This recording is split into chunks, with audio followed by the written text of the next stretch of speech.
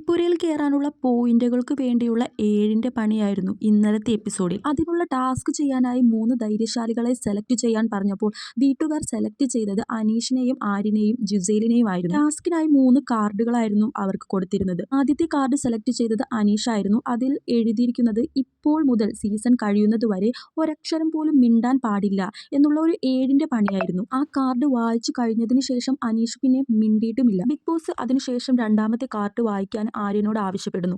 എന്നാൽ മലയാളം അത്ര വശമില്ലാത്തത് കൊണ്ട് തന്നെ ആര്യന് അത് വായിക്കാൻ കഴിയുന്നുണ്ടായിരുന്നില്ല. ആര്യൻ അപ്പോൾ തന്നെ അനീഷിനോട് സഹായം ചോദിക്കുകയാണ് ചെയ്തത്. ഇതൊന്ന് ഹെൽപ്പ് ചെയ്യാമോ, ഒന്ന് വായിച്ചു തരാമോ എന്ന് ചോദിച്ചു. എന്നാൽ അനീഷ് ഒന്നും മിണ്ടാതെ കാർഡും പിടിച്ചു നിൽക്കുകയായിരുന്നു. എന്ന് വെച്ചാൽ അനീഷ് ആ ടാസ്കിലേക്ക് കടന്നു കഴിഞ്ഞു. ഇനി മിണ്ടാൻ പാടില്ല എന്നൊരു ടാസ്ക് ഏറ്റെടുത്തു കഴിഞ്ഞു എന്നാണ് അയാൾ ഉദ്ദേശിച്ചത്. പക്ഷേ ബിഗ് ബോസ് അതിനിടയിൽ വിളിച്ചു പറഞ്ഞിട്ടുണ്ടായിരുന്നു, ടാസ്ക് തുടങ്ങിയിട്ടില്ല, അനീഷ് അത് വായിച്ചു കൊടുക്കൂ, ആര്യൻ അതൊന്ന് വായിച്ചു കൊടുക്കൂ എന്ന് 3 പ്രാവശ്യം ബിഗ് ബോസ് അനീഷിന് നിർദ്ദേശം കൊടുത്തു. എന്നാൽ അനീഷ് താനെടുത്ത തീരുമാനത്തിൽ ഉറച്ചു നിൽക്കുകയും ടാസ്ക് ചെയ്യുകയുമാണ് ചെയ്തത്. ഒരുപക്ഷെ ആ കാർഡ് അനീഷ് വായിച്ചു കൊടുക്കുകയായിരുന്നെങ്കിൽ ബിഗ് ബോസ് ആ നിമിഷം തന്നെ ടാസ്ക് സ്റ്റോപ്പ് ചെയ്തേനെ. കാരണം അനീഷിന്റെ കാർഡിൽ എഴുതിയിരിക്കുന്നത് ഇപ്പോൾ മുതൽ താങ്കൾ സംസാരിക്കരുത് എന്നൊരു നിർദ്ദേശമായി. എന്നാൽ മറ്റു മത്സരാർത്ഥികൾക്ക് അത് മനസ്സിലാക്കാൻ കഴിഞ്ഞില്ലെന്ന് മാത്രമല്ല അതിന് അനീഷിനെ കുറ്റപ്പെടുത്തുകയുമാണ് ചെയ്തത്. ആര്യന്റെ കാർഡിൽ ഉണ്ടായിരുന്നത് ജ്യൂസ് കുടിക്കുക എന്നുള്ളൊരു ടാസ്ക് മാത്രമായിരുന്നു. അത് വളരെ സിമ്പിൾ ആയിട്ടുള്ളൊരു ടാസ്ക് ആയിരുന്നു. എന്നാൽ ജിസേലിന്റെ കാർഡിലായിരുന്നു 7ന്റെ പണി ഉണ്ടായിരുന്നത്. ഇപ്പോൾ തന്നെ തല മുട്ടയടിക്കണം എന്നായിരുന്നു ആ കാർഡിൽ എഴുതിയിരുന്നത്. ഒരു പെൺകുട്ടി ആയതുകൊണ്ട് തന്നെ ജിസേൽ ആ ടാസ്ക് ഏറ്റെടുക്കില്ല എന്ന് അപ്പോൾ തന്നെ പറഞ്ഞു. ഗ്ലാമർ പോകും എന്നുള്ളൊരു കാരണത്താൽ ആര്യനും ആ ടാസ്ക് ഏറ്റെടുത്തില്ല. അനീഷ് ഒരു ടാസ്ക് ഏറ്റെടുത്തു കഴിഞ്ഞു. ആ ടാസ്കിൽ നിന്നും മാറാനും കഴിയില്ല. ജിസേൽ ടാസ്കിൽ നിന്നും പിന്മാറിയതോടുകൂടി തന്നെ ആ ടാസ്ക് അവിടെ വെച്ച് തന്നെ പൊളിഞ്ഞു കഴിഞ്ഞു.